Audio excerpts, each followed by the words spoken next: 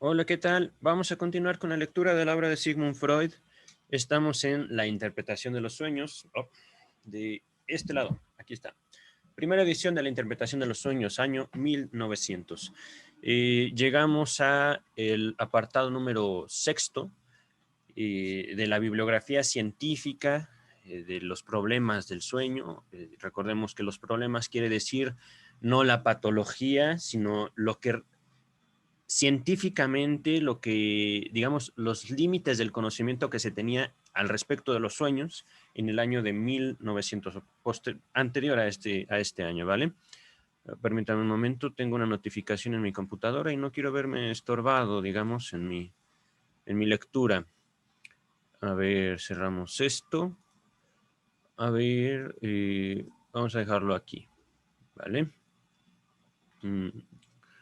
Se está cargando algo, realmente no sé qué está pasando, pero no me va a estorbar, o eso espero. Permítame un segundo, no vaya a ser que tenga yo que empezar y repetir. Pero bueno, al parecer ya todo está bien. Ok, entonces, la interpretación de los sueños, les estaba contando, hemos estado detallando poco a poco la, toda la bibliografía que en su tiempo pudo revisar Freud al respecto de los sueños y el dormir, cómo se van formando los sueños, etcétera. Entonces, en este punto tiene por título Las particularidades psicológicas del sueño. En otras palabras, bueno, para no errar mejor en la descripción de este título, las particularidades psicológicas del sueño, vamos a ver qué dice el texto directamente. Comienzo. En la consideración científica del sueño, partimos del supuesto de que este, es decir, el sueño, es un resultado de nuestra propia actividad psíquica.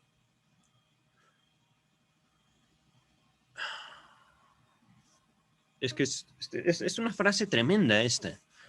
En la consideración científica del sueño, consideración científica, es decir, vamos a ver el sueño desde el punto de vista científico.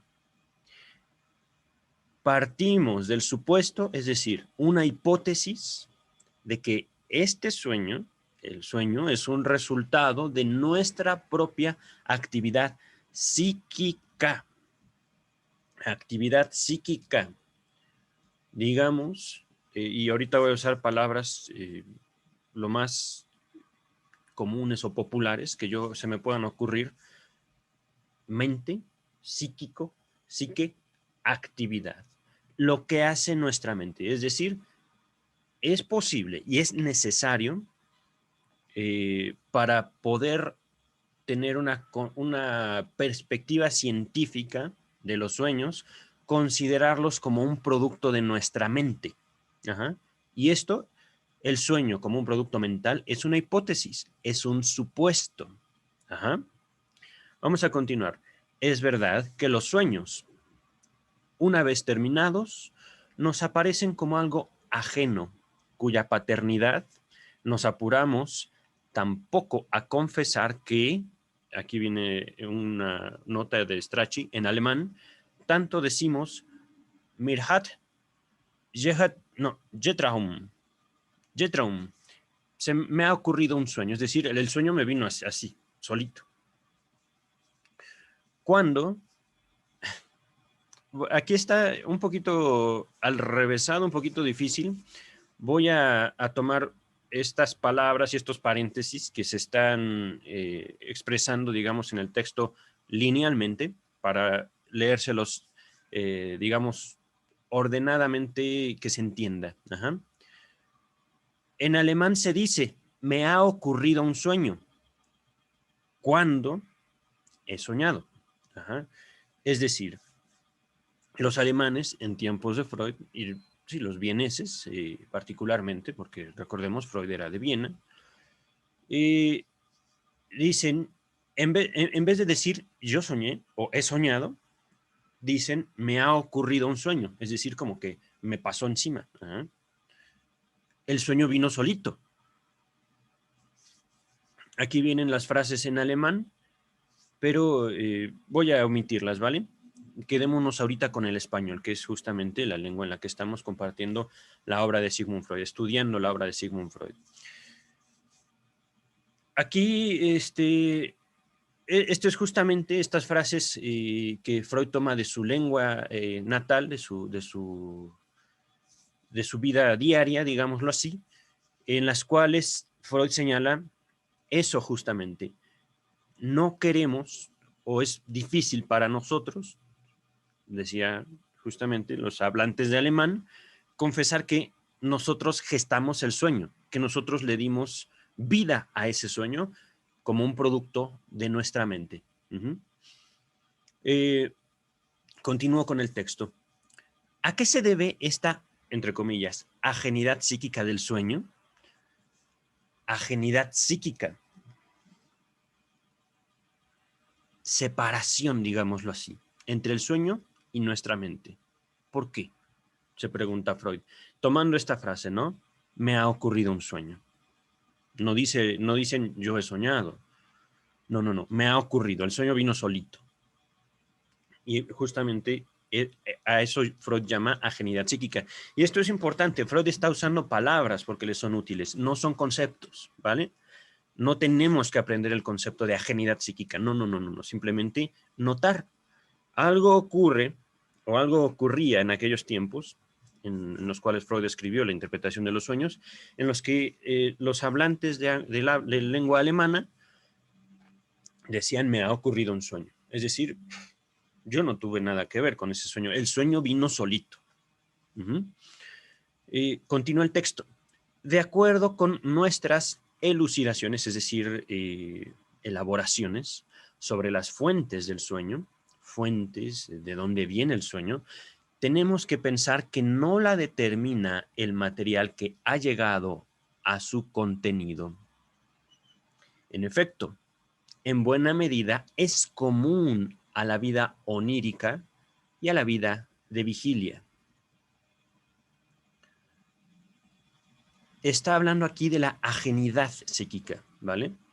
Aquí justamente no la determina esta ajenidad psíquica, esta separación entre mi yo, digámoslo así, mi pensamiento, mis fantasías y el sueño, no la determina el material que ha llegado a su contenido. Ajá. Es decir, si podemos decir que el sueño vino solito, no es porque nosotros no reconozcamos en el contenido del sueño nuestras propias vivencias. Eso no va por ahí. Ajá. En buena medida, justamente, en buena medida es común a la vida onírica y a la vida de vigilia, este contenido del sueño. En otras palabras, soñamos lo que vivimos y aún así, el sueño se nos impone como un producto X. Con X quiero decir que viene solito, ajá, como si el sueño tuviera vida propia y viene y nos saluda, convivimos con él y se va. Y nos acordamos de algo, ¿no? Bueno, vamos a continuar. Podemos preguntarnos si no son modificaciones de los procesos psíquicos sobrevenidas en el sueño, las que despiertan esa impresión. Quizá podamos buscar allí una caracterización psicológica del sueño. Aquí yo sigo intrigado a qué Freud está llamando en el título particularidades psicológicas y aquí caracterización psicológica del sueño. Yo realmente en este momento no lo sé, no recuerdo yo este apartado, aunque seguramente ya lo habré leído, pero justamente vamos a usar este desconocimiento para indagar y que nos quede más claro. ¿A qué se refiere Freud? Caracterización psicológica y particularidades psicológicas. Poquito a poquito vamos viendo, ¿no? Ahorita, en este párrafo que acabo de terminar, dice ajenidad psíquica, es decir, el sueño. Y yo, a pesar de que el sueño toma, y yo puedo identificar partes, personas, hechos que efectivamente me pasaron, el sueño me impone, el sueño me viene a mí como si fuera algo que no soy yo. Ajá. aquí Freud se está preguntando, ¿y por qué esa separación? Continúo. Nadie ha destacado con mayor vigor la diversidad de esencia entre vida onírica y vida de vigilia, ni se ha empeñado en razonamientos más vastos que G.T. Fechner en algunas observaciones de sus Element der Psychophysik, elemento o elementos de psicofísica. Esto es un texto de Fechner de 1889, nos dice aquí. Opina Fechner que, viene una cita, ni la simple disminución de la vida psíquica consciente por debajo del umbral principal, ahí se cierra la cita, ni el retraimiento, es decir, concentración, ni el retraimiento de la atención respecto de las influencias del mundo exterior bastan para esclarecer las peculiaridades de la vida onírica en relación con la vida de vigilia. Esto está un poquito complicado, es sin duda muy bello. Esto es, digamos, como una elaboración de Freud, tomando como punto de partida Fechner. Está hablando en particular de esta relación que existe entre nuestra vida diurna, nuestro andar cotidiano y nuestros sueños, ¿vale? Continúo con el texto. Conjetura que el escenario de los sueños es otro que el de la vida de representaciones de vigilia. Esto es, nuevamente, Freud citando a Fechner. Y viene otra cita literal, entre comillas. Si el escenario de la actividad psicofísica fuese el mismo en el dormir y en la vigilia, el sueño, a mi juicio, no podría ser sino una continuación de la vida de representaciones de vigilia. Se mantendría en un grado de intensidad inferior que el de esta, pero por lo demás debería compartir su material y su forma. Ahora bien, nada de eso sucede. Ahí se cierra la cita literal de Fechner, de este texto Elemento o Elementos de Psicofísica de 1889. Continúo con el texto principal. No sabemos con claridad qué entendía Fechner con ese cambio de teatro de la actividad psíquica. Pero también es cierto que nadie, por lo menos que yo sé, decía Freud, emprendió el camino cuyo rumbo él mostraba con esa observación.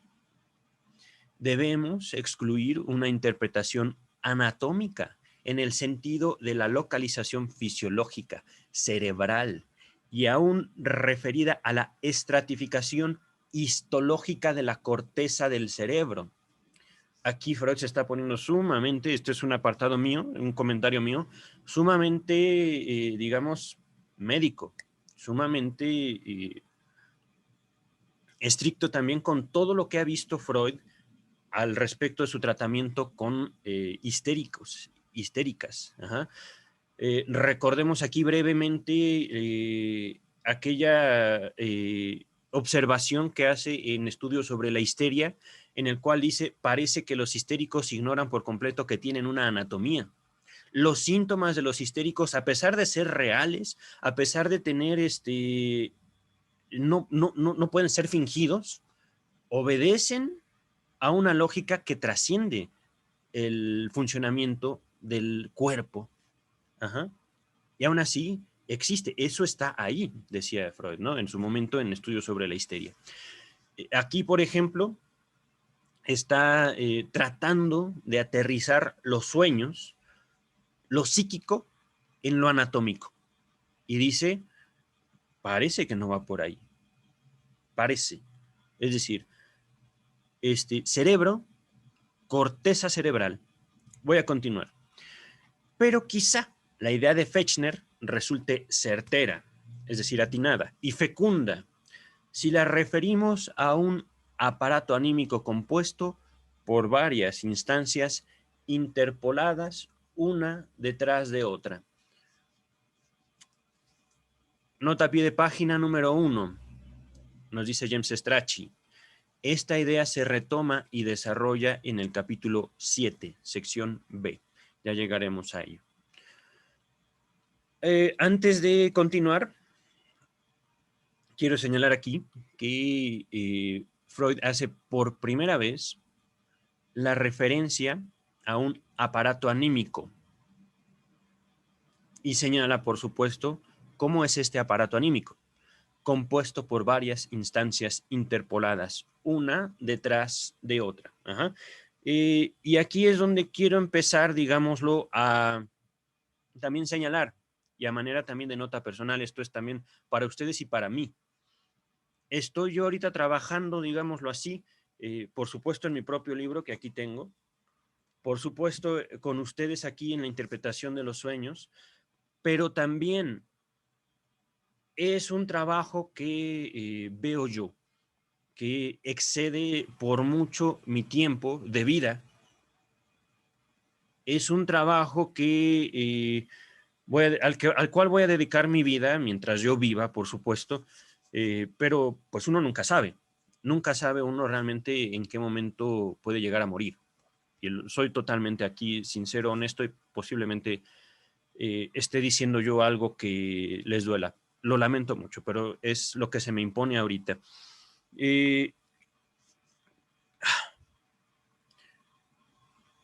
Estoy yo tratando de simplificar mi transmisión del psicoanálisis, simplificar también mi transmisión, digamos,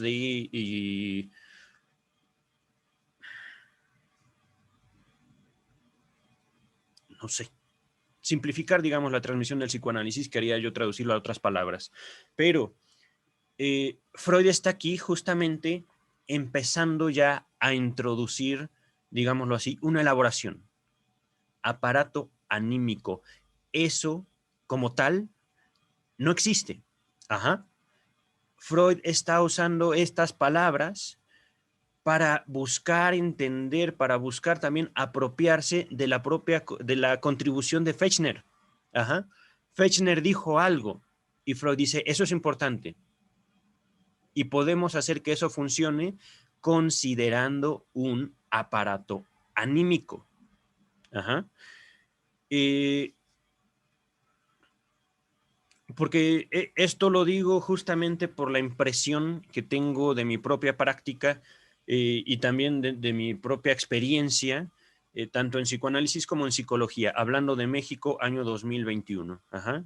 Ya empecé, yo tengo poco más de 15 años al momento trabajando al respecto de la psicología y alrededor de 10 años trabajando el psicoanálisis como tal. Ajá. Entonces llego yo a este punto de mi trabajo personal, ¿no? Que yo veo va a trascender mi vida, va a, va a tomarle prestado tiempo y pensamiento en la vida de ustedes. Pero bueno, vamos a continuar ahorita con el texto principal, haciendo a un lado esa un poco larga nota mía.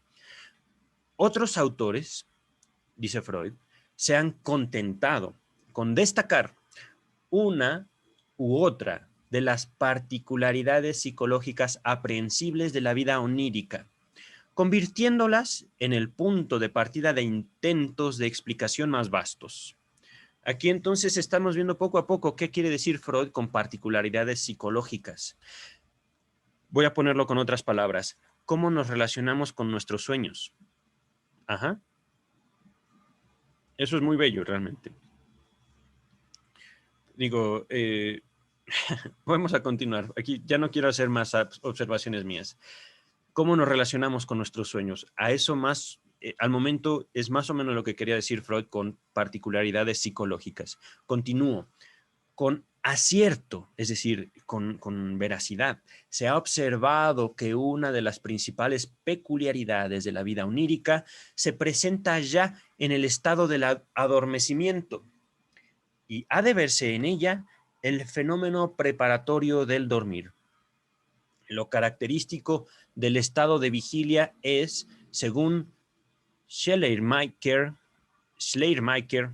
se los voy a dejar anotado en la ¿cómo se llama?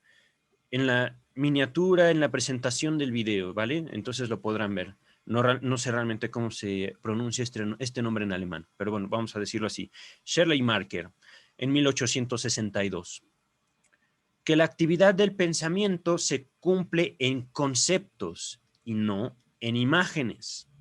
Ahora bien, el sueño piensa principalmente por imágenes y puede observarse que cuando se aproxima el momento de dormirse y en el mismo grado en que las actividades voluntarias se muestran dificultadas, surgen representaciones involuntarias que pertenecen todas a la clase de las imágenes.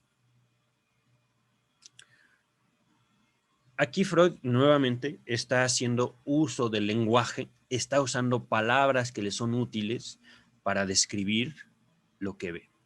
El sueño piensa, naturalmente, está hablando, digámoslo, de este producto de nuestra propia mente, ¿vale?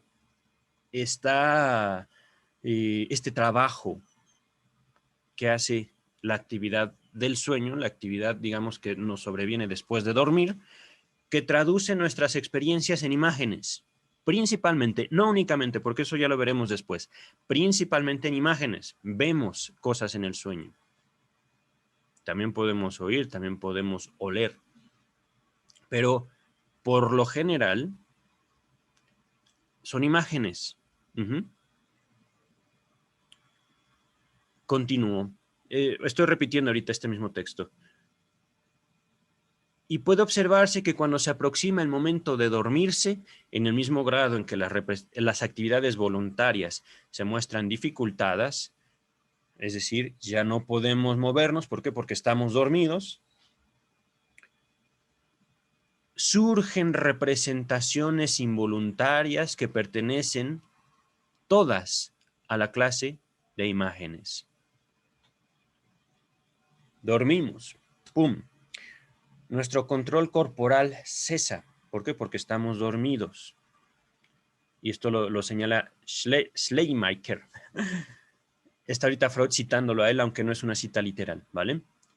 Como estamos dormidos, dice, surgen representaciones involuntarias que pertenecen todas a la clase de las imágenes. Esas imágenes vienen solitas justo porque no nos podemos mover, porque estamos dormidos. Ajá. Continúa Freud en la exposición. La incapacidad para ese trabajo de representaciones que experimentamos como voluntario e intencional y el surgimiento de imágenes regularmente asociado con esa dispersión.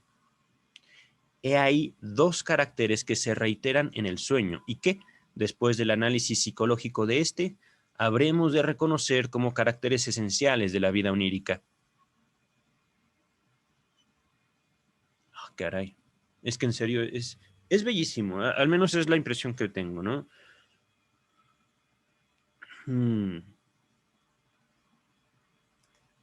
Aquí Freud está nuevamente abordando esa ajenidad, separación entre el sueño y nosotros. Ajá. Nosotros dejamos de ser nosotros porque ya no nos podemos mover. Y en ese momento parecería como si el sueño tomara esa energía, estoy nuevamente usando palabras que me son útiles para describir esta dinámica, como si el sueño, que somos nosotros, tomara esa energía para hacer imágenes y en esas imágenes representar algo, es decir, traducirlo a esas imágenes, ¿no? Ese algo, que también somos nosotros, se traduce en imágenes. A ver, a ver, a ver.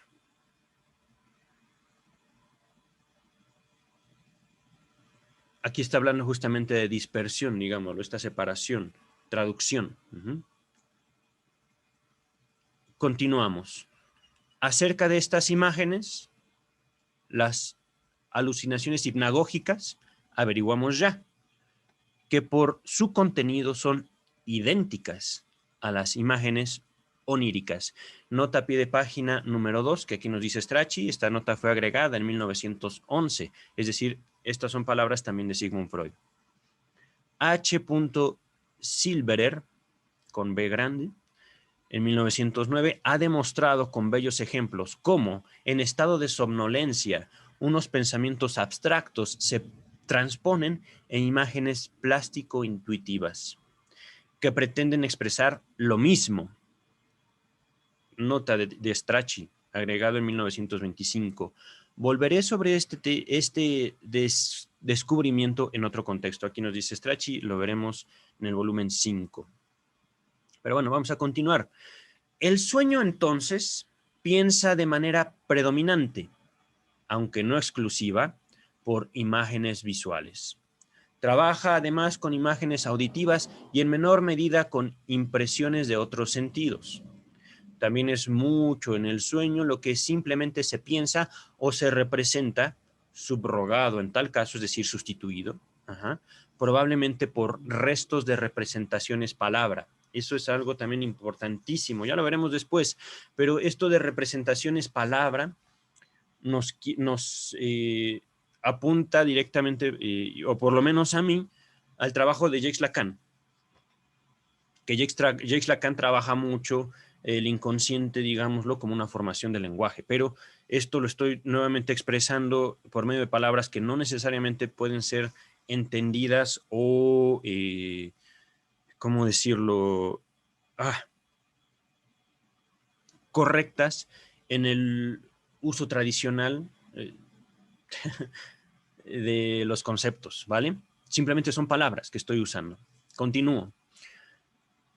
No obstante, representación es palabra, de modo idéntico en la vigilia. Voy a repetir esto. También es mucho en el sueño lo que simplemente se piensa o se representa, subrogado o sustituido en tal caso, probablemente por restos de representaciones palabra. Estas dos palabras están unidas por un guión. De idéntico modo que en la vigilia. Eso lo vamos a ver un poquito más adelante. Si no se entiende esto, ahorita está bien. De todos modos, cualquier comentario o duda pueden dejarlo en la caja de comentarios. No obstante, lo único característico del sueño son esos elementos de contenido que se comportan como imágenes. Vale decir, se asemejan más a percepciones que a representaciones némicas. Aquí esto es muy curioso, la forma en la cual Freud está usando nuevamente el lenguaje. Representaciones némicas, quiere decir representaciones nacidas de recuerdos. Un recuerdo, lo tomamos y hacemos una representación. ¿Qué quiere decir? Una abstracción. Un representante de ese recuerdo, de esa vivencia, podría ser enorme, contenida en una sola palabra incluso, en una sola sílaba. Así de genial es el trabajo psíquico. No, aquí esto es importante notarlo, porque esta es la obra fundacional del psicoanálisis, la interpretación de los sueños. Aquí Freud nos va a dejar entrever cómo incluso el psicoanálisis, lo que él descubre, lo trasciende al mismo. Ya lo veremos, porque esto es algo que yo también comparto de mi propio trabajo previo de este texto hermoso. Continúo. Dejando de lado las discusiones acerca de la naturaleza de la alucinación, bien conocidas de todos los psiquiatras, podemos enunciar, siguiendo a todos los autores expertos en la materia, que el sueño alucina. Reemplaza pensamientos por alucinaciones. Esto ya lo vamos a ver. Esto sí lo recuerdo, está en el capítulo 5, pero es también, digamos, como nuevamente Freud está usando palabras que le son útiles para describir eso que él distingue desde su hipótesis. Recordemos, si nosotros queremos ver científicamente el sueño, tenemos que considerar el sueño como un producto de nuestra mente.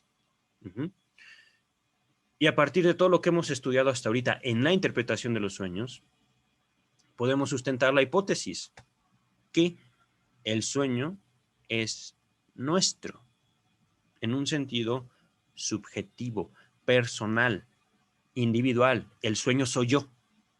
El sueño es mi producto. El sueño, yo doy vida a mis sueños. Y eso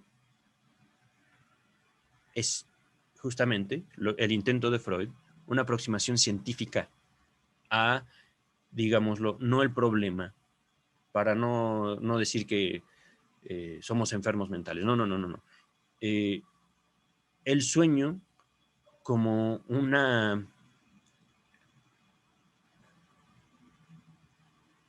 un objeto de investigación científica, que es lo que funda el psicoanálisis y lo que le da justamente su fortaleza frente a muchas otras teorías en psicología.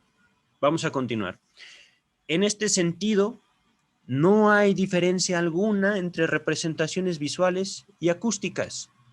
Se ha observado que si nos adormecemos con el recuerdo de una serie de notas musicales, ese recuerdo se transforma, una vez dormidos, profundamente en la alucinación de esa misma melodía. Y si después recobramos el sentido, lo cual puede alternar varias veces con el adormecerse, la alucinación deja lugar de nuevo a la representación mnémica, más débil y cualitativamente, me equivoqué ahí, diversa. Repito esto para que quede claro. En caso o de que estemos durmiendo, despertando, durmiendo, despertando, durmiendo, despertando, que es común, eso pasa, la alucinación, este estímulo, esta canción que escuchamos y que se transforma en una alucinación, por ejemplo, de estar en un concierto, la alucinación deja lugar de nuevo a la representación mnémica, más débil y cualitativamente diversa, digámoslo, que cambia cualitativamente. Ahorita solo puedo pensar en el sabor, cualidad, experiencia, que cambia en lo que nos genera. Estamos despiertos, escuchando la música, dormimos, estamos en un concierto. Escuchamos concierto, y eso, las dos experiencias, digámoslo, mientras tenemos un sueño, mientras estamos escuchando música al dormir, nos genera diversas impresiones, digámoslo así. Que esto también tiene mucho sentido al respecto de todo este texto que estamos abordando hoy, nada más, de las particularidades psicológicas del dormir o del sueño, ¿vale? Continúa el texto principal. La mudanza de la representación, digámoslo así, una abstracción, representación. La mudanza de la representación en alucinación no es la única divergencia del sueño con un pensamiento de vigilia que le correspondiera. Mediante esas imágenes, el sueño crea una situación, figura algo como presente, dramatiza una idea, según la expresión de Spita en 1882. No obstante, la caracterización de este aspecto de la vida onírica solo es completa si se añade que en sueños no nos parece estar pensando, sino que nos parece estar vivenciando. Ello por regla general. Las excepciones requieren explicación particular. Y por lo tanto, se da pleno crédito del alemán Glauben a las alucinaciones. Es decir, los sueños, podríamos soñar que estamos viéndonos incluso, pero por lo general soñamos en primera persona. Y no es como ver una película, estamos sintiendo. Y eso que soñamos nos impacta. Justamente de una manera similar a las alucinaciones. Y aquí justamente podremos recurrir un poco a la psiquiatría, que para, digámoslo, el esquizofrénico, lo que él o ella ven y que no está ahí, para ellos sí está, para ellos es real. Continúo con el texto. La afirmación crítica de que no hemos vivenciado nada de eso, sino que solo lo hemos pensado o soñado. Aquí viene el mismo texto, dice pensado, un guión soñado, de una manera peculiar. sobreviene después del despertar. Este carácter separa al sueño genuino de la ensoñación diurna. Aquí viene del alemán Tagtraumer, no, estoy leyendo como en francés. Tagtraumerie, traumerie, Tagtraumerie. No sé realmente, pero esto de ensoñación diurna es algo que también, digamos, tiene sus implicaciones, eh, digámoslo, en la tradición del psicoanálisis, con la formación de lo que después sería abordado como las fantasías. Ajá. Ensoñación diurna. Es decir, tenemos los ojos abiertos, estamos plenamente conscientes y de repente nos entregamos a una idea y la continuamos y la continuamos y la continuamos. Incluso podemos llegar a ver fabulosos escenarios, lindísimos, o también escenarios tremendamente terribles. Pero bueno, voy a repetir este párrafo. Este carácter, digámoslo, voy a repetir un poquito más atrás.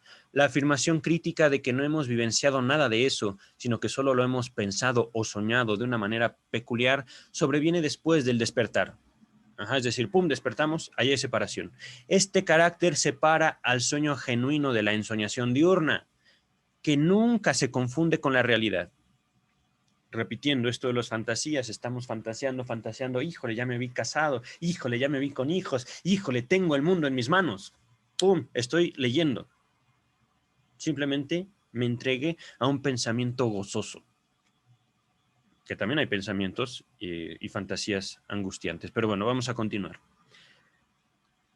Burdach ha resumido los caracteres de la vida onírica que consideramos hasta aquí en las siguientes frases. Burdach, 1838.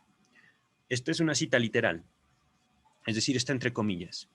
Rasgos esenciales del sueño son: la actividad subjetiva de nuestra alma aparece como objetiva, por cuanto la facultad perceptiva que percibe, aprehende, con H, aprehende los productos de la fantasía como si proveniesen de los sentidos. Puntos suspensivos. B. Es decir, ese fue el inciso A. Inciso B. Con el dormir queda suprimido el albedrío. De ahí que el adormecimiento le corresponda una cierta pasividad. Puntos suspensivos. Las imágenes del sueño están condicionadas por la relajación del albedrío. Esto, por supuesto, corresponde a todo lo que se ha citado de Fechner, por ejemplo. No hay control del cuerpo, entonces nuestra mente comienza la elaboración del sueño. Continúa Freud.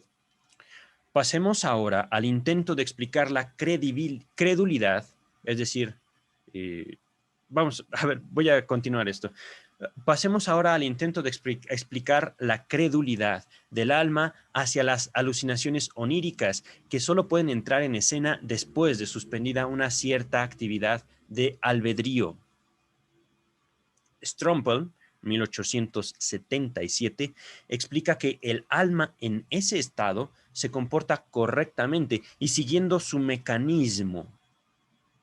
Los elementos del sueño no son meras representaciones, sino vivencias del alma verídicas y reales, tal como se presentan en la vigilia por mediación de los sentidos. Todo esto es Freud citando a Strompel, y no es una cita literal, ¿vale? Aquí ya está Freud. Continúo.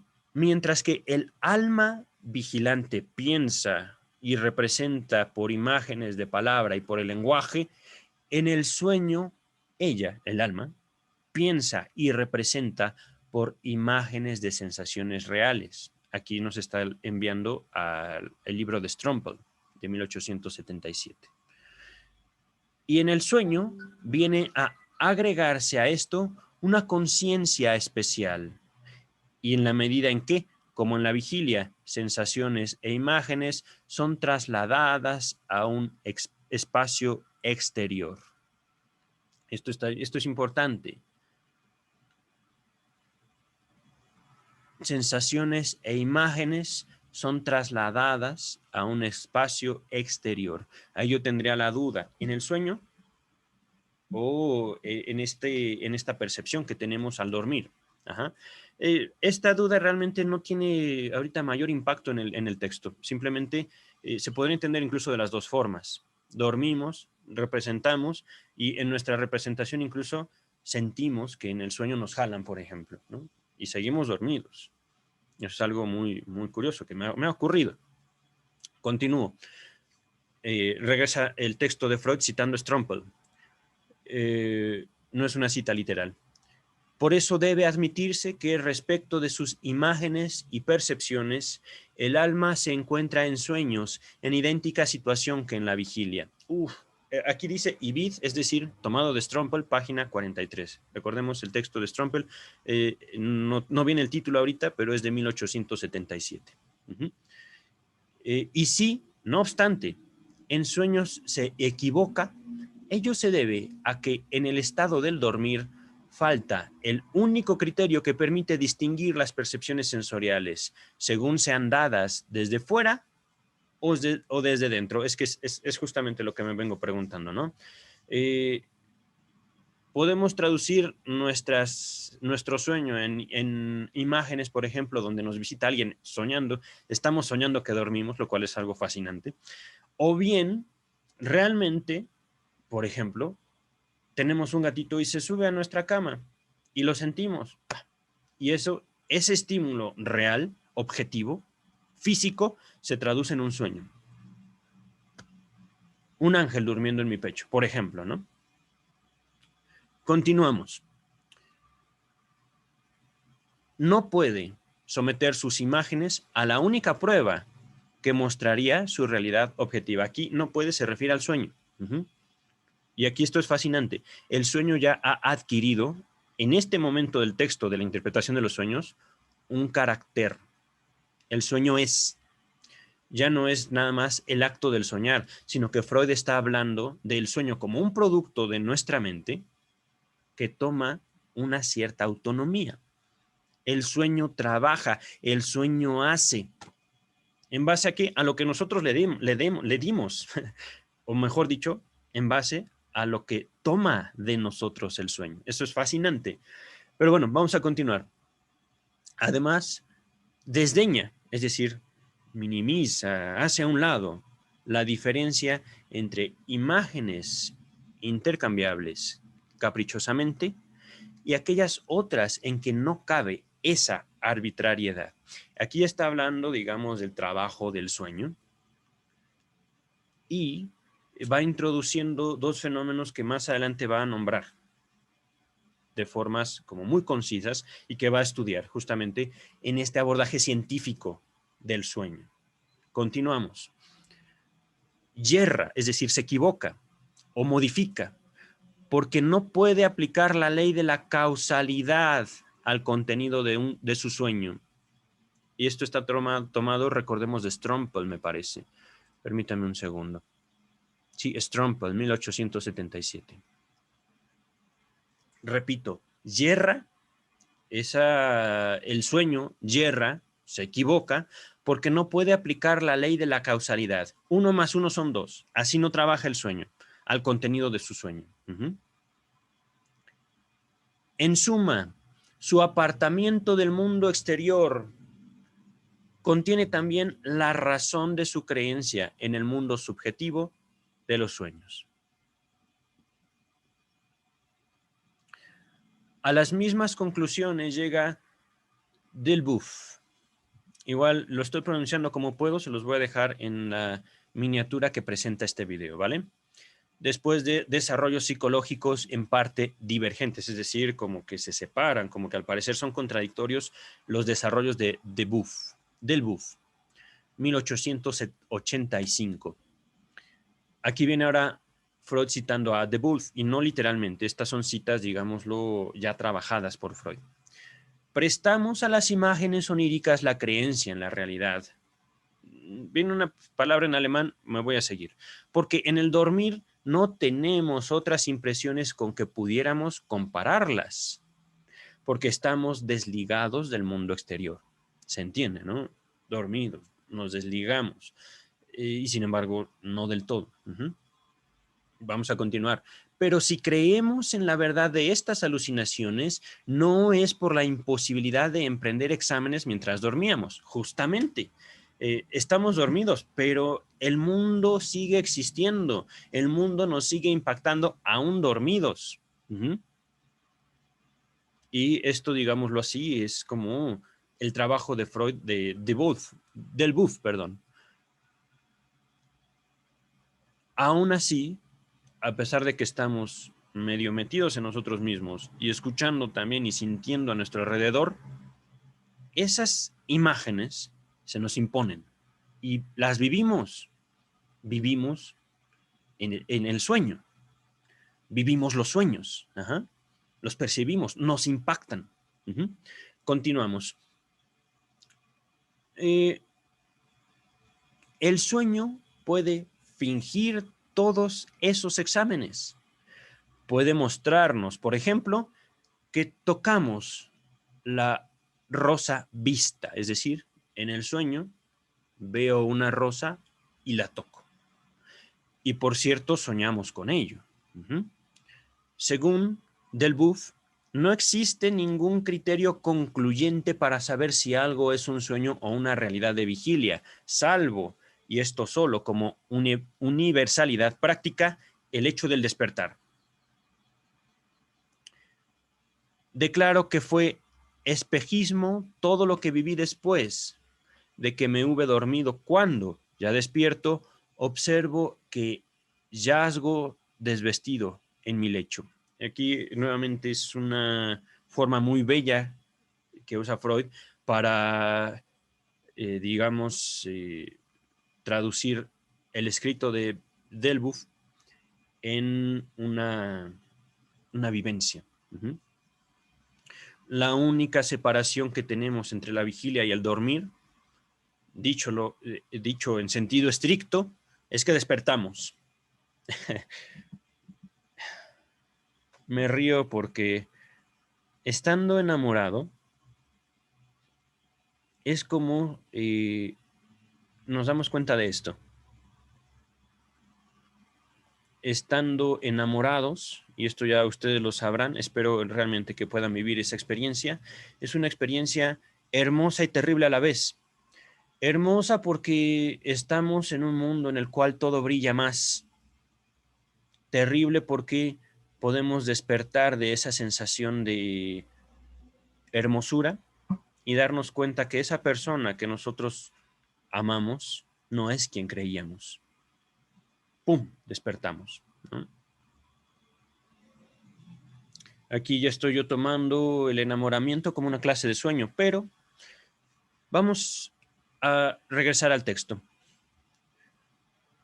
Mientras dormía, tuve por verdaderas las imágenes de mis sueños a causa del hábito de pensamiento. Repito, mientras dormía, tuve por verdaderas las imágenes de mis sueños a causa del hábito de pensamiento. Esta frase hábito de pensamiento está como de ladito, es decir, se remarca, que a su vez no puede adormecerse, el cual me hace suponer un mundo exterior frente al que pongo en oposición mi yo.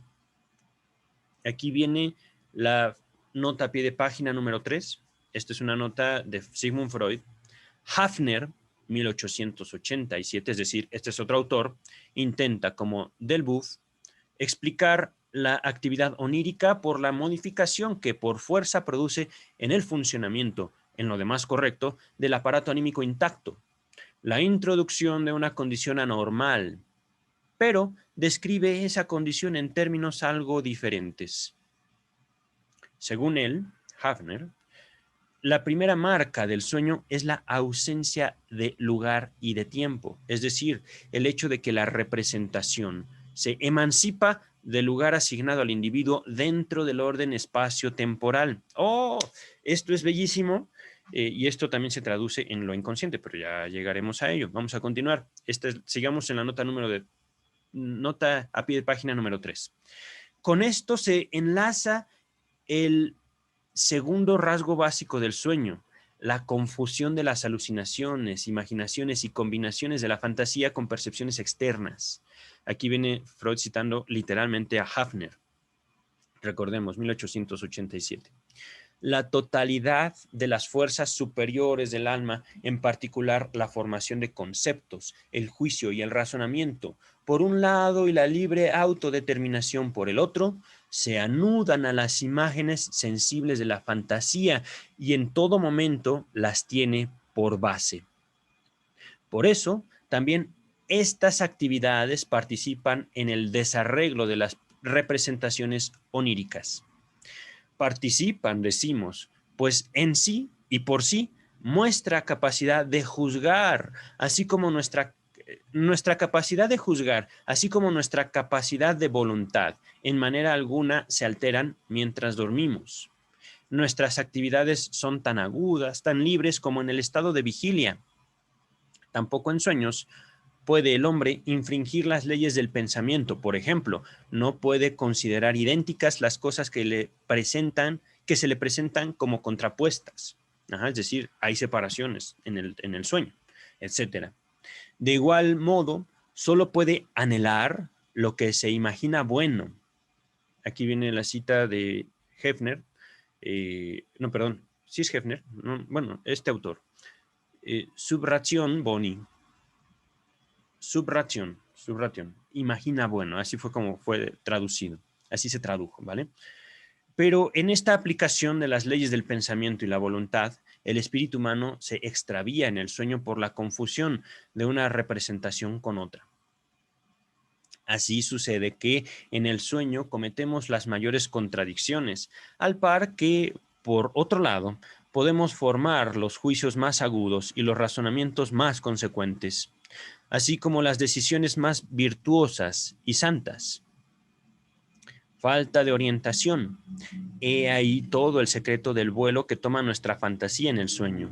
Y la falta de reflexión crítica, así como de entendimiento con otras personas, es la fuente principal de las desmedidas extravagancias de nuestros juicios y de nuestras esperanzas y deseos en el sueño. Aquí termina la cita de Hefner, y nos dice Strachey, el problema del examen de realidad, entre comillas, examen de realidad, es considerado en el volumen 5. Ya llegaremos a él, ¿vale? Entonces, ahí termina la nota a pie de página número 3 y es Hafner, perdonen. Continuamos con el texto principal, dice Freud. Elevado así el extrañamiento respecto del mundo exterior a la condición de factor determinante en el moldeamiento de los caracteres más salientes de la vida onírica, vale la pena citar algunas finas observaciones del viejo Burdach, o Burdak. No sé cómo se lee, la primera es como una lectura latina, que echan a la luz, que echan luz sobre la relación del alma durmiente con el mundo exterior y nos precaven de sobreestimar las inferencias antes expuestas, dice Burdach o Burdach. Esta es una cita literal, entre comillas. El dormir sobreviene solo a condición de que el alma no será incitada por estímulos sensoriales. Es decir, nos dormimos porque hasta cierto punto nos protegemos del mundo exterior. Puntos suspensivos. Pero la condición del dormir no es tanto la ausencia de estímulos sensoriales, cuanto más bien la falta de interés en ellos. Esto es muy importante. Viene la nota a pie de página número 4. Nota agregada en 1914, nos dice Strachey, dice Freud entonces, en la nota número 4, referencia al desinteret, en que Clara Peré, en 1905, descubre el mecanismo del dormirse. Bueno, ok, entonces Burdach nos dice, no es tanto que el mundo no exista cuando nos dormimos, simplemente no le prestamos atención. Continúa la cita de Burdach. Y aún muchas veces es necesaria una impresión sensorial que apacigüe el alma. El molinero, quien trabaja en un molino, solo se duerme cuando oye el traquetreo de su molino. Y aquellos que por precaución consideran preciso encender una candela de noche, no pueden dormirse en la oscuridad. Ahí finaliza la cita de Burdach, o de Burdak, de 1838. Otra cita de Burdak. Y este es literal, este no es Freud citando, es literal, es tomada del libro de Burdak. Durante el dormir, el alma se aísla del mundo exterior y se retira a la periferia, es decir, al ladito del mundo, puntos suspensivos. Empero, el nexo no se interrumpe del todo. Si mientras dormimos no oyésemos ni sintiésemos y ello ocurriese solo luego de despertar, pues no nos despertaríamos. Y una prueba más de la permanencia de la sensación es el hecho de que nunca nos despertamos por la mera intensidad sensorial de una impresión, sino por su resonancia psíquica. Oh, esto es fascinante de Burdach o de Burdach. Escuchamos, es una experiencia personal. Yo escucho a mi perrito moverse y yo sé que ya tiene necesidad de salir al baño. Y estoy dormido, es decir, cuando yo duermo, cuando yo duermo, escucho a mi perrito y yo sé que es mi perrito, yo lo escucho respirar. Y por supuesto, a mí me provoca afecto, a mí me provoca a despertarme a cuidarlo, a despertarme a darle lo que él quiere, lo que él necesita. Continúa la cita de Burdach. Una palabra indiferente no despierta al que duerme, pero si se lo llama por su nombre, volverá en sí. Puntos suspensivos. Por tanto, el alma dormida distingue entre las sensaciones. Puntos suspensivos. Por eso podemos despertarnos también a raíz de la ausencia de un estímulo sensorial, cuando esa ausencia atañe a un asunto importante para la representación. Así, hay quienes se despiertan cuando se extingue la candela nocturna, y el molinero lo hace cuando cesa el ruido de su molino, vale decir, cuando se suspende la actividad sensorial, lo cual presupone que ésta era percibida, aunque como indiferente o, más bien, como algo que, por ser satisfactorio, no traía sobresalto al alma. Todas estas citas son tomadas de Burdach. No voy a mencionar, digamos, el texto aquí. Pueden encontrarlo, las páginas específicos, pero por supuesto tendrían que localizar el texto de 1877. Creo que es año distinto, pero está en el video, ¿vale? Revísenlo.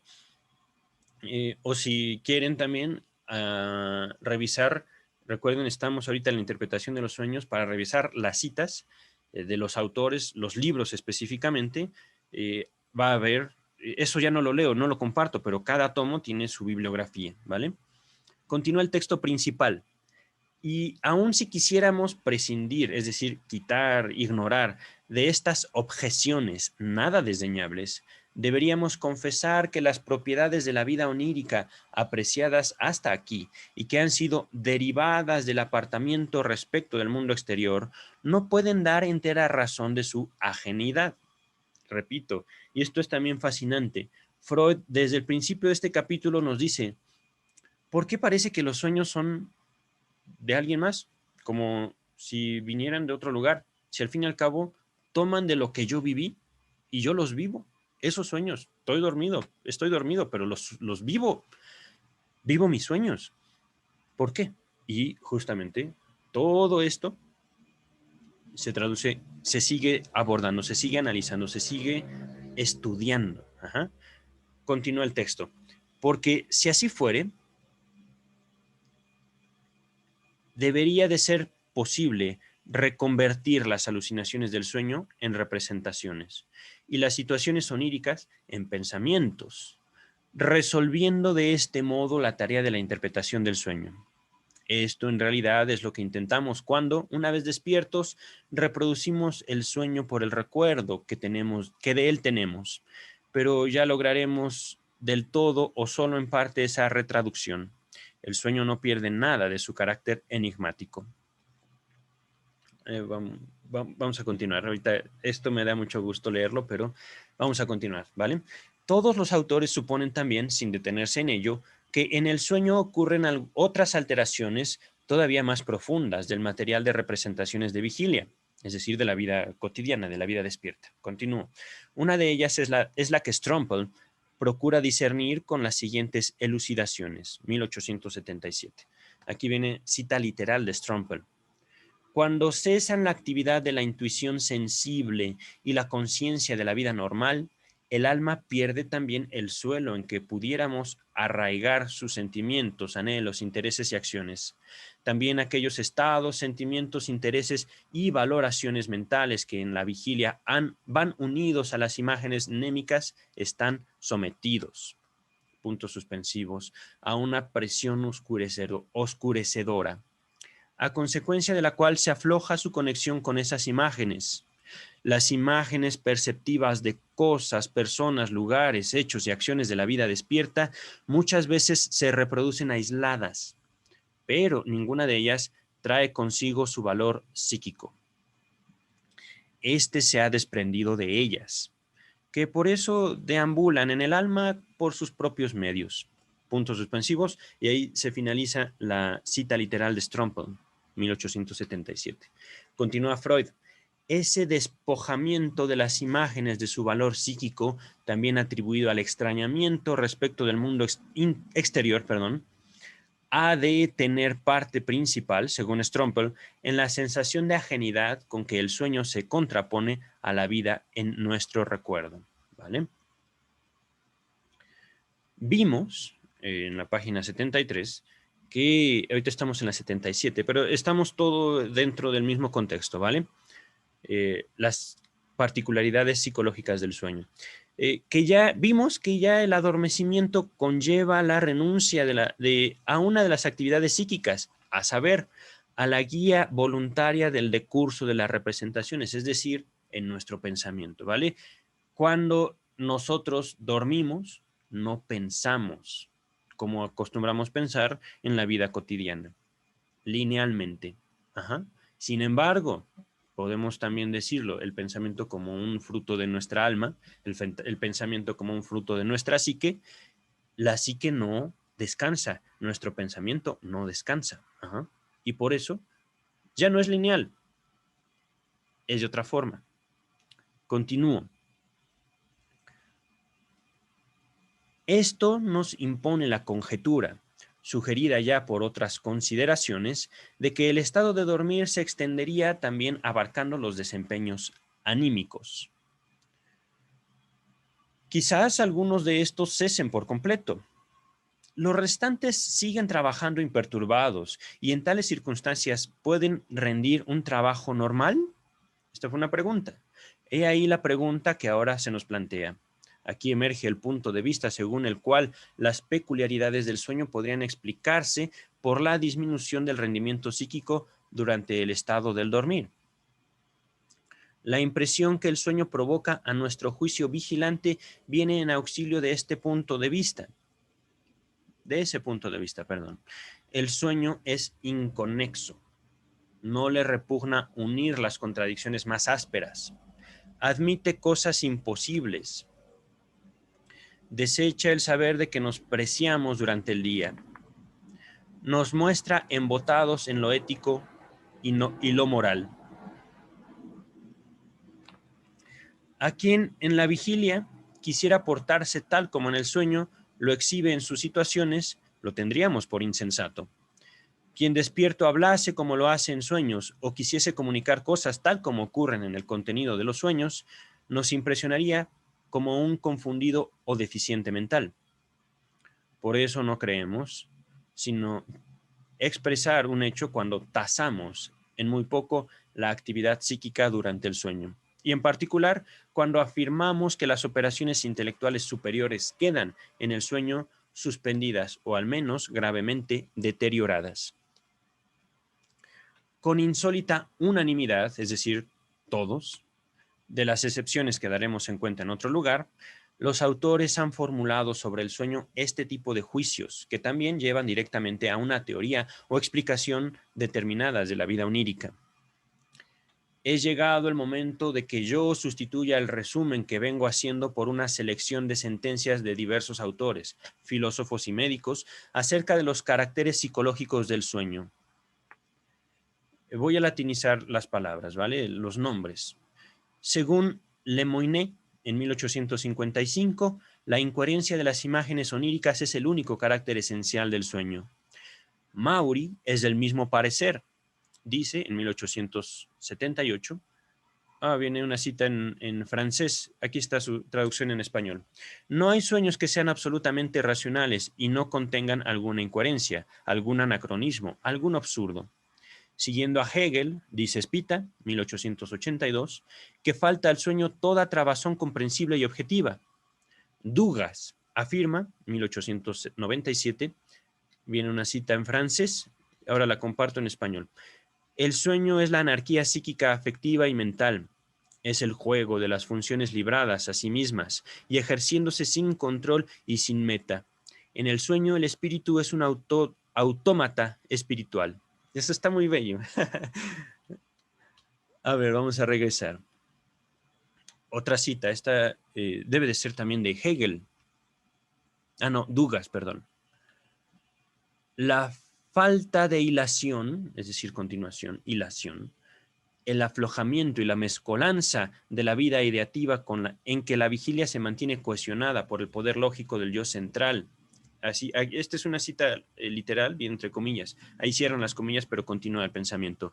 Son señalados aún por Volket, según cuya doctrina la actividad psíquica en modo alguno aparece sin objetivos durante el dormir.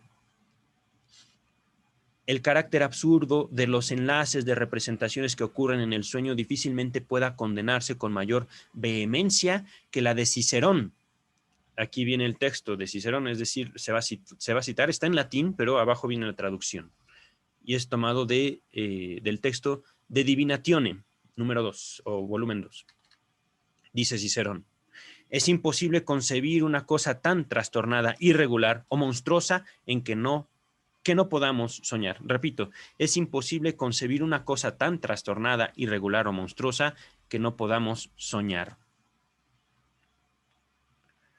Fechner, continúa el texto principal, Fechner dice, en 1889, es como si la actividad psicológica se trasladara del cerebro de una criatura racional a la de un loco. Radestock, 1879, viene esta cita literal. De hecho, parece imposible discernir leyes fijas en ese loco ajetreo, sustrayéndose del control estricto de la voluntad y la atención racionales que guían el decurso de las representaciones en la vigilia. El sueño lo confunde todo en el torbellino de su loco juego, como en un caleidoscopio. Hildebrandt, 1875, viene la cita literal. Cuán maravillosos saltos se permite el soñante, por ejemplo, en sus razonamientos. Cuán despreocupadamente ve invertirse las proporciones empíricas más conocidas. Qué ridículas contradicciones puede admitir en los ordenamientos de la naturaleza y de la sociedad, antes que, como suele decirse, cargue las tintas y exagere el absurdo tanto que despertemos. En ocasiones multiplicamos sin cuidado alguno, 3 por 3 son 20. No nos asombra que un perro nos recite un verso, que un muerto vaya sobre sus propios pies a su tumba, que una roca flote en el agua. Con toda seriedad nos encamisamos al condado de Bernburg o al principado de Liechtenstein para desempeñar la alta misión de pasar revista a la marina del país. O nos enrolamos como voluntarios en los ejércitos de Carlos XII o XII, poco antes de la batalla de Poltava. Ahí finaliza la cita de Hildebrandt, cita literal, está entre comillas. Dice Binz, 1878, con la mira puesta en la teoría de los sueños que se desprende de estas impresiones. Viene la cita literal de Binz. Entre 10 sueños, por lo menos 9 tienen contenido absurdo. En ellos acoplamos personas y cosas que no tienen entre sí la menor relación.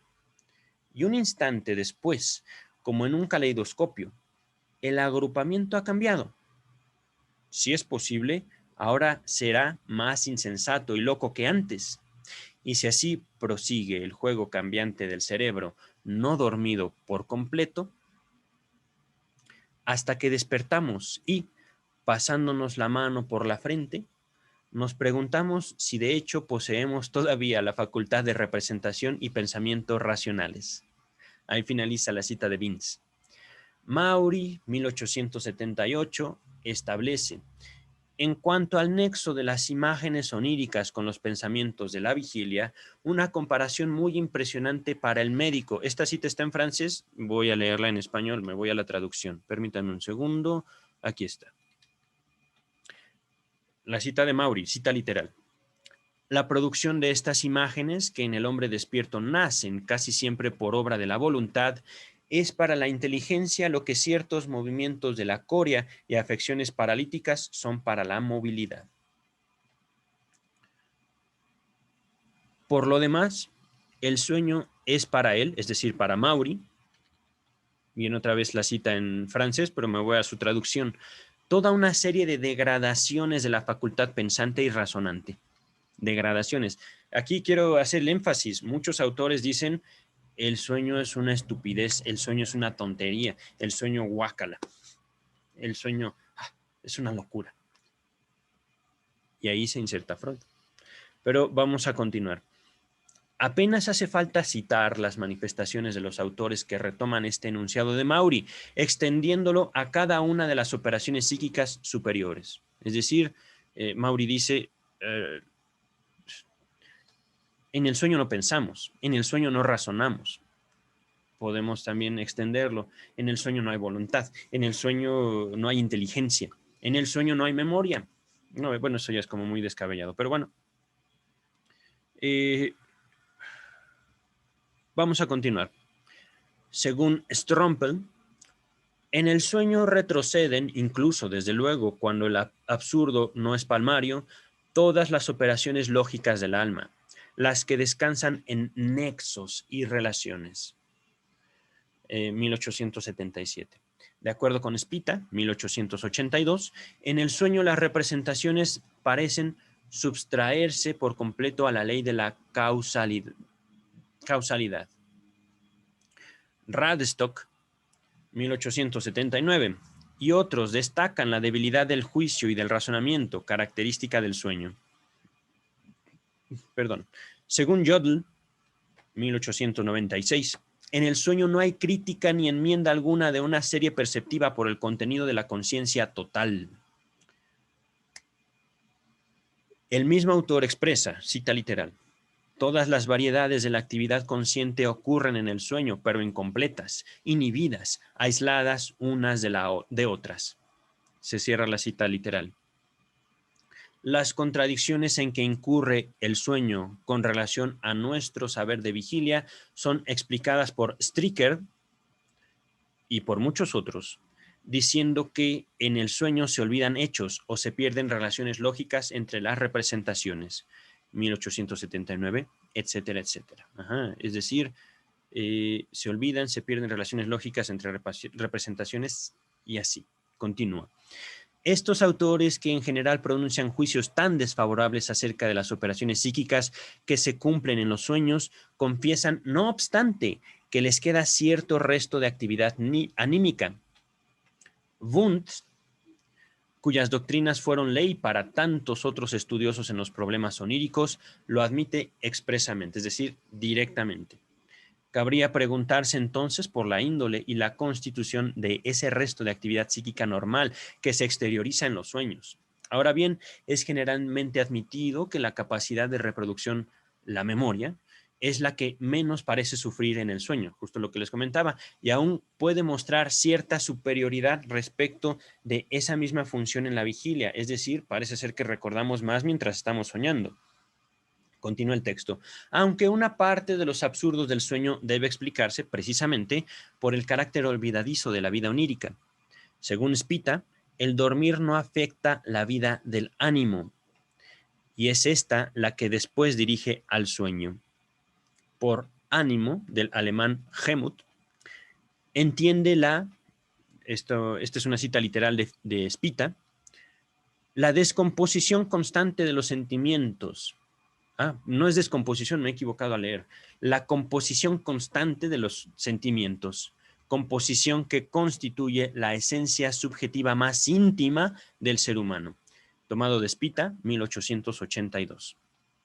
Scholz, 1887, considera que una de las actividades psíquicas que se exteriorizan en los sueños es la, entre comillas, representación alegorizante, a la que está sometido el material onírico. Siebeck comprueba también en el sueño la, entre comillas, capacidad de interpretación completante, cierra comillas, del alma. Es Siebeck, 1877. Que ella ejercita con relación a todo percibir y a todo intuir. Resulta particularmente difícil discernir, es decir, distinguir, diferenciar la posición que ocupa en el sueño la función psíquica supuestamente más elevada, la conciencia, puesto que solo por la conciencia sabemos algo de los sueños. No puede dudarse de que se observa en ellos, no obstante, Spita, 1882, opina que en sueños se conserva solo la conciencia, pero no la autoconciencia. Delboeuf confiesa, 1885, que no alcanza a comprender ese distingo. Las leyes de la asociación, siguiendo las cuales se enlazan las representaciones, presiden también las imágenes oníricas, y aún su imperio se trasluce con mayor pureza y vigor en los sueños. Strompel, 1877, cita literal, entre comillas. Al parecer, el sueño transcurre o bien siguiendo exclusivamente las leyes de las representaciones desnudas, o bien siguiendo las de los estímulos orgánicos que acompañan a esas representaciones. Vale decir, transcurre sin que la reflexión y el entendimiento, el gusto estético y el juicio moral puedan nada con él. Cierra la cita de Strompel. Los autores cuyas opiniones reproduzco aquí se representan la formación de los sueños más o menos del siguiente modo. La suma de las impresiones sensoriales sobrevenidas durante el dormir y que proceden de las diversas fuentes ya mencionadas en otro lugar, sección C, aquí dice Strachey, despiertan primero en el alma una cantidad de representaciones que aparecen como alucinaciones. Dice Freud, Wundt juzga más correcto hablar de ilusiones, puesto que se originan en estímulos exteriores e interiores. Estas se enlazan entre sí, siguiendo las conocidas leyes de la asociación, y a su vez evocan, de acuerdo con esas mismas leyes, una nueva serie de representaciones o imágenes. Y el conjunto del material es elaborado después, por lo que aún queda en actividad de la capacidad ordenadora y pensante del alma, todo lo bien que pueda hacerlo. Por ejemplo, citando a Wundt, 1874, y Weigand, 1893. Solo que todavía no se ha logrado penetrar los motivos por los cuales la suscitación de las imágenes no provenientes de fuera se cumple siguiendo una u otra de las leyes de asociación. Pero repetidas veces se ha observado que las asociaciones que ligan a las representaciones oníricas son de tipo muy particular y difieren, es decir, se separan, de las que actúan en el pensamiento de vigilia. Permítanme un segundo, déjenme ver, sigue grabando esto, todo va muy bien, vale. A ver, vamos a ver. Oh, ¿qué dice? Ahí está. Vamos a regresar al texto. Entonces, así, Volket dice en 1875, cita literal, entre comillas, en los sueños, las representaciones se dan caza y se apresan unas a otras de acuerdo con semejanzas contingentes. Semejanzas, digamos, alrededor de. Y nexos apenas perceptibles. Todos los sueños están penetrados de tales asociaciones desaliñadas y arbitrarias. Ahí cierra la cita de Volket. Maury atribuye el máximo valor a este carácter de la conexión de las representaciones, que le permite trazar una estricta analogía entre la vida onírica y ciertas perturbaciones mentales. Bravo por Maury. Continúo. Esto de bravo lo digo yo. Aquí sigue Freud. discierne dos caracteres principales del delirio, en francés. Número 1. Viene citas en francés. Permítame, aquí está la traducción. Hablando de Maury, esto está entre comillas, es decir, es una cita literal de Maury. Número 1, la acción espontánea y como automática del espíritu. Número 2, una asociación de ideas viciosa e irregular. Ahí termina la cita de Maury, 1878. Del propio Maury proceden dos notables ejemplos de sueños en que la mera homofonía de las palabras promovió el enlace de las representaciones oníricas. Homofonía quiere decir suenan lo mismo. Cima, cima. Una con S, otra con C. Continúo. Cierta vez, hablando de los sueños de Maury, soñó que emprendía una peregrinación a Jerusalén o a la Meca, y después de muchas peripecias se encontraba en casa del químico Pelletier. Luego de conversar, este le dio una pala, del francés Pelletier, una pala de zinc, que en el fragmento de sueño que siguió se convirtió en su gran espada de combate. Esto fue el sueño de Maury, ¿vale? Otra vez, es decir, otro sueño, otra vez marchaba en sueños por la carretera y leía en los mojones los kilómetros. De pronto se encontró en casa de un boticario que tenía una gran balanza y un hombre ponía pesas de 1 kilo en el platillo para pesar a Maury. Entonces el boticario le dijo, no está en París, sino en la isla Gilolo. Después siguieron muchas imágenes en las que vio las flores de Lobelia y luego al general López, de cuya muerte había leído poco antes. Por último, se despertó jugando una partida de lotería. Ahí viene la nota a pie de página número 5 que nos dice James Strachey, nota agregada en 1909, y ahora Freud en la misma nota 5. Más adelante se nos hará asequible el sentido de los sueños de este tipo, llenos de alteraciones y de sílabas iniciales con sonido similar. Vale, regresamos entonces al texto principal. Dice Freud, ya estamos bien preparados para esperar que este menosprecio de las operaciones psíquicas del sueño haya encontrado sus contradictores. Por cierto, tal contradicción parece aquí difícil.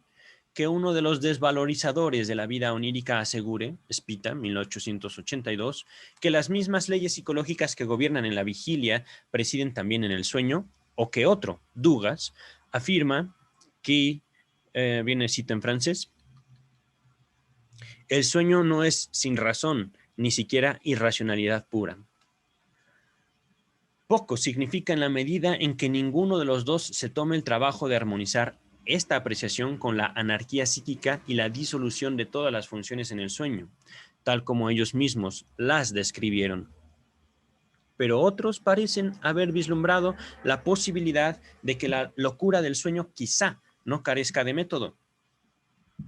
Quizá no sea sino disimulo, como el del príncipe de Dinamarca, a cuya locura alude el inteligente juicio aquí citado. Aquí viene una cita. Hay algo de método en su locura. Esta es una cita de Hamlet, acto 2, escena 2. La voy a repetir. Hablando del príncipe de Dinamarca, no es el príncipe de Dinamarca real, es el príncipe de Dinamarca que es personaje de Hamlet, de Shakespeare. Hay algo de método en su locura. Esto es muy, muy hermoso. Continúo con el texto principal. Estos autores tienen que haber evitado el juzgar por las apariencias, o bien la apariencia que el sueño les ofreció fue otra. Así, Havelock Ellis, 1899, que no requiere detenerse en el aparente absurdo del sueño, aprecia a este como, viene una frase en inglés, la podría leer en inglés, pero no quiero ahorita hacer eso, dice en español, un mundo arcaico de vastas emociones y pensamientos imperfectos, cuyo estudio, esta fue la cita de Havelock Ellis, y continúa Freud, cuyo estudio podía hacernos conocer estadios primitivos del desarrollo de la vida psíquica. Poquito a poquito Freud se va introduciendo. Viene otra cita, bueno, perdón, ahora dice Freud, James Sully, o Sully, con doble L, 1893, defiende esta concepción sobre el sueño. Permítame un segundo. Este párrafo se agregó en 1914, nos dice Strachey. Ok, entonces James Sully defiende esta concepción sobre el sueño de manera todavía más amplia y profunda. Sus veredictos de James Sully merecen mayor consideración aún si reparamos en que él estaba convencido, como quizá ningún otro psicólogo, de la oculta sensatez del sueño. Aquí viene una cita en inglés, voy a leerla en español.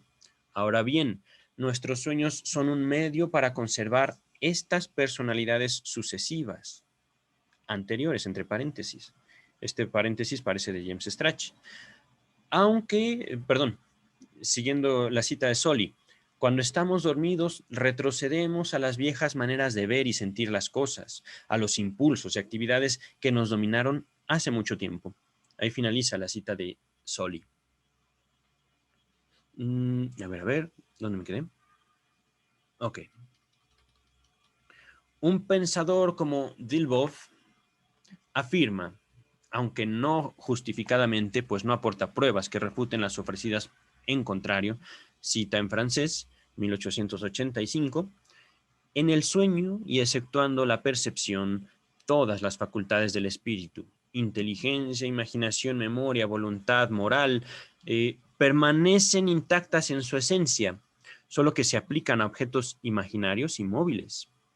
El soñante es un actor que juega a voluntad los papeles de locos y sabios, de verdugos y víctimas, de enanos y gigantes, de demonios y ángeles.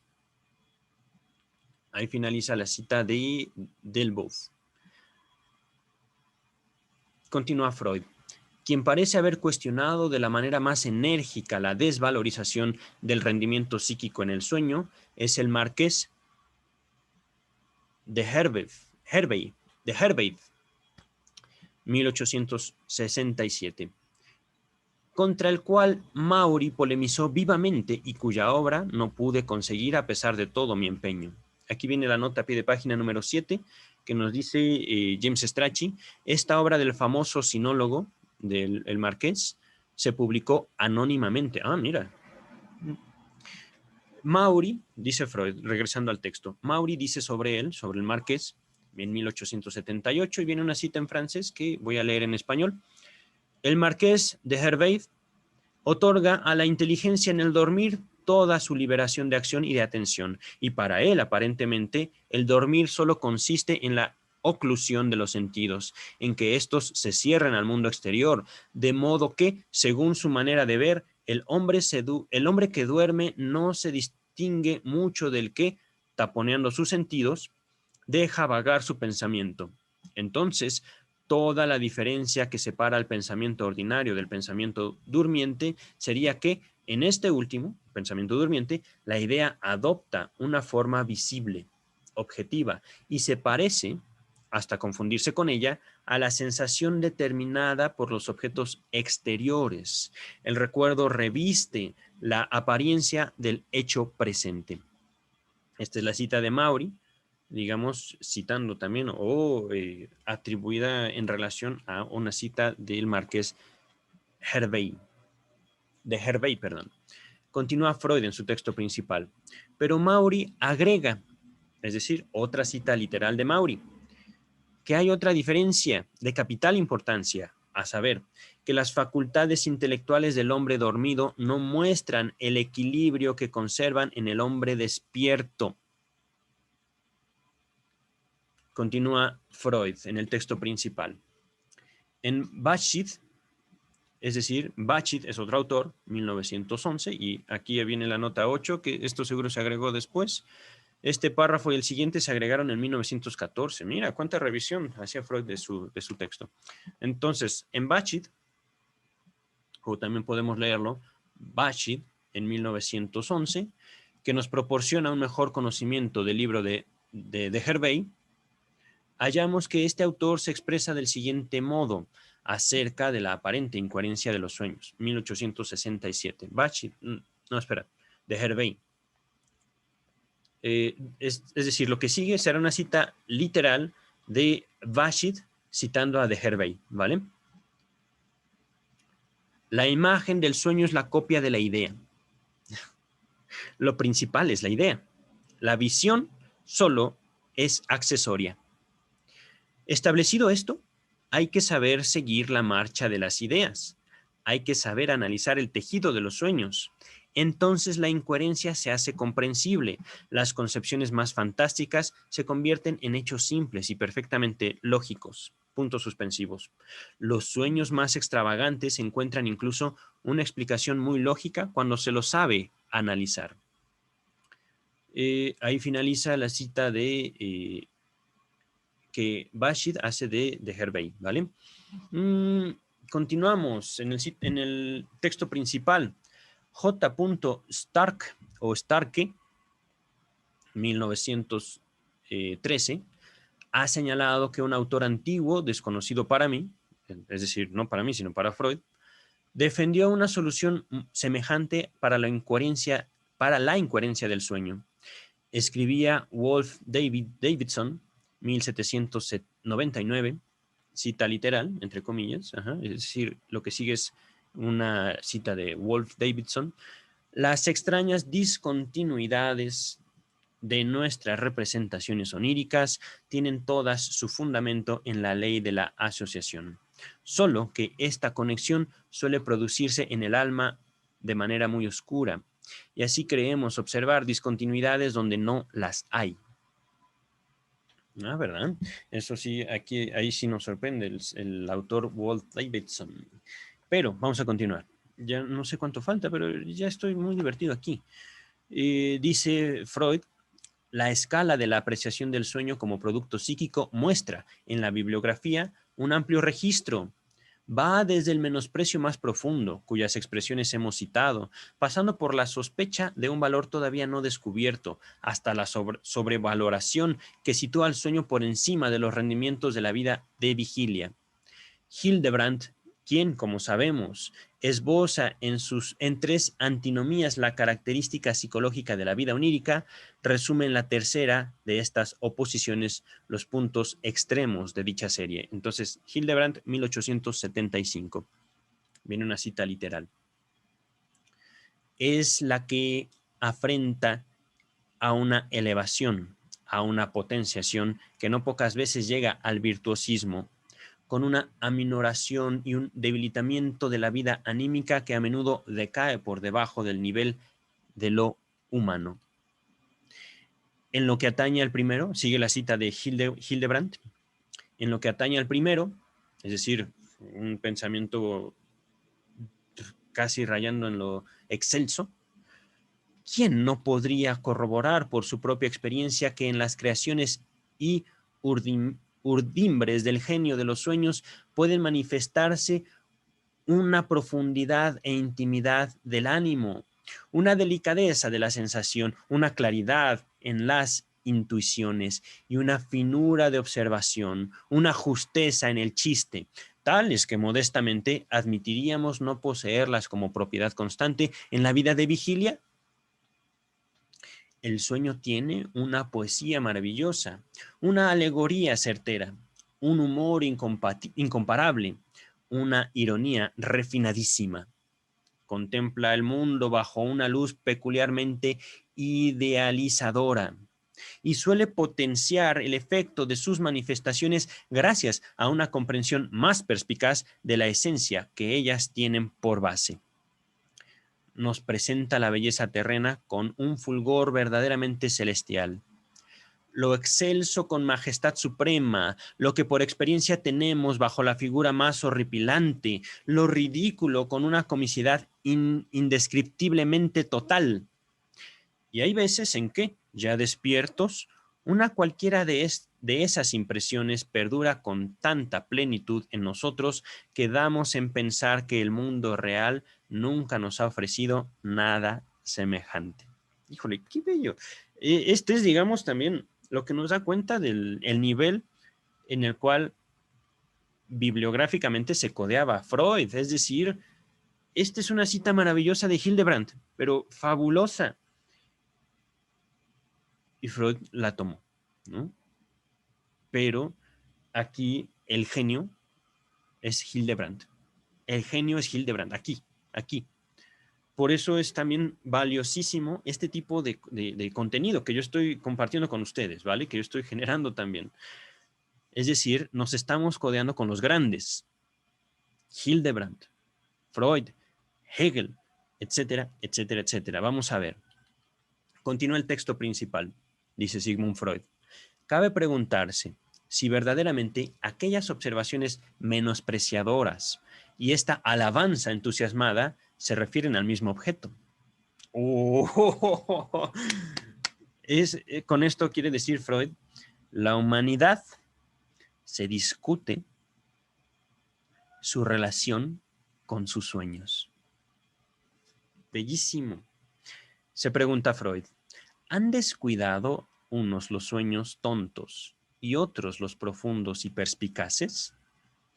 Y si ocurren ambas clases de sueño, los que merecen uno u otro de esos juicios, ¿no parece ocioso buscar una caracterización psicológica del sueño? Aquí Freud se está burlando de sí mismo, pero hay un punto. Continúa el texto. ¿No bastaría con decir que en sueños todo es posible, desde el más profundo desfallecimiento de la vida psíquica hasta una elevación inhabitual en la vigilia? Muy cómoda sería esta solución, pero tiene algo en contra. Los esfuerzos de todos los investigadores del sueño parecen presuponer que, en efecto, existe una caracterización de los sueños universalmente válida en sus rasgos esenciales y que debería salvar esas contradicciones. Es innegable que las operaciones psíquicas del sueño han encontrado reconocimiento más cálido y dispuesto en aquel periodo intelectual ya transcurrido en que la filosofía y no las ciencias naturales exactas dominaba sobre los espíritus. Veredictos como el de von Schubert, 1814, para quien el espíritu se liberaba en el sueño de su arrojamiento por la naturaleza exterior, el alma se sacudía las cadenas de la sensibilidad, y los juicios parejos de Fichte, el joven, en 1864, citado por Hafner, aquí nos dice Hafner y Spita, entre otros, todos los cuales presentan al sueño como el ascenso de la vida psíquica a un nivel superior, hoy nos parecen casi inconcebibles. En nuestros días no los repiten sino místicos y beatos. Aquí viene la cita, la nota a pie de página número 11, nota agregada en 1914. Dice Freud en la nota 11. Ese brillante místico que es Duprel, uno de los pocos autores cuyo olvido en las ediciones anteriores de este libro lamento, declaraba que en lo que concierne a los hombres, el acceso a la metafísica no está en la vida de vigilia, sino en el sueño. Duprel, 1885. Vamos a regresar al texto principal. Esa es la nota a pie de página número 11. Dice Freud. Cuando se impuso el modo de pensar de las ciencias naturales, sobrevino una reacción en la apreciación del sueño. Precisamente los autores médicos tienen la mayor proclividad a juzgar ínfima, es decir, sin importancia, y sin valor, la actividad psíquica en los sueños, mientras que los filósofos y observadores no profesionales o psicólogos aficionados, cuyas contribuciones justamente en este campo no son de desdeñar, sostienen casi siempre, en mayor acuerdo con las instituciones del pueblo, el valor psíquico de los sueños. Quien se incline por menospreciar el rendimiento psíquico en los sueños dará, desde luego, preferencia en su etiología a las fuentes somáticas de estímulo, es decir, soñamos porque sentimos en el momento de dormir. Continúa el texto. En cambio, quienes creen que el alma soñante conserva la mayor parte de sus facultades de vigilia, no tienen, por supuesto, motivo alguno para no concederle también la capacidad de incitación autónoma del soñar. Es decir, también en el sueño hay pensamiento, también en el sueño hay inteligencia, hay, al menos, no al menos, está puesta el alma, ¿vale? iba a usar otra frase, pero creo que esa se ajusta más a lo que dice el texto. Continúa el texto principal. Entre los rendimientos superiores que, aún mediante una comparación desapasionada, podemos ensayar atribuir a la vida onírica, el de la memoria es el más notable, hemos tratado con detalle las experiencias que lo prueban, no raras, por cierto. Aquí dice James Strachey, véase sección B, de la fuente de los sueños. Continúa Freud. Otro privilegio del sueño muy apreciado por autores antiguos, a saber, que puede derogar, es decir, sustituir soberanamente las distancias en el tiempo y el espacio. Se reconoce con facilidad como una ilusión. Este privilegio es, según observa Hildebrandt, 1875, precisamente ilusorio. El soñar recorre libremente el tiempo y el espacio, no de otro modo que el pensamiento de vigilia, justamente porque no es signo, sino porque no es sino una forma de este, es decir, el soñar es una forma de pensar. Uh-huh. Repito, el soñar recorre libremente el tiempo y el espacio, no de otro modo que el pensamiento de vigilia, justamente porque no es sino una forma de este. Con relación a la temporalidad, se afirma que el sueño gozaría todavía de otro privilegio. Aún en otro sentido, sería independiente del tiempo. Sueños como el comunicado por Maury sobre su ejecución en la guillotina parecen probar que el sueño puede comprimir en un corto lapso un contenido perceptivo mucho mayor del que nuestra capacidad psíquica de vigilia puede dominar en el contenido de su pensamiento. No obstante, esta conclusión ha sido impugnada, es decir, debatida, con múltiples argumentos, desde las reflexiones de Le Lorrain, 1894, y Eger, 1895, entre comillas, sobre la aparente duración de los sueños. Uh-huh. Se ha trabado en torno de ello una interesante discusión, que, por lo que parece, no ha alcanzado todavía el esclarecimiento definitivo de esta enredada y profunda cuestión. Nota a pie de página número 12. Nos dice aquí, es una nota hecha por Freud, dice Strachey, agregada en 1914. En Tobolska, 1900, el lector hallará bibliografía adicional y un examen crítico de estos problemas. Regresando al texto principal, que ya estamos por terminar, dice Freud que el sueño es capaz de retomar los trabajos intelectuales del día y llegar a una solución no alcanzada en este, que puede resolver dudas y problemas y, en poetas y compositores, constituir la fuente de nuevas inspiraciones, parece indiscutible en virtud de numerosos informes y la recopilación preparada por Chabannex, 1897. Pero si no, el hecho, al menos en modo de concebirlo, está expuesto a muchas dudas que rozan los fundamentos mismos. A ver, pero si no el hecho. Ok. Aquí nos dice la nota a pie de página número 13.